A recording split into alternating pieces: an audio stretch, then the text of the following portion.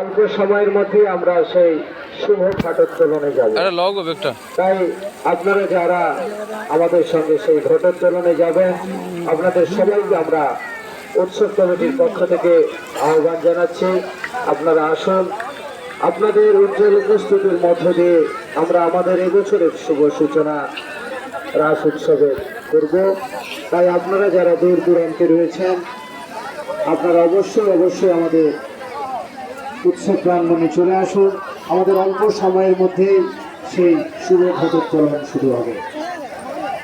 এবছর আমাদের মঙ্গলবার পর্যন্ত যে অনুষ্ঠান রয়েছে, আজকের শুভ আগামীকাল রয়েছে আমাদের ঠিক সান্ধ্যকালে কীর্তানুষ্ঠান।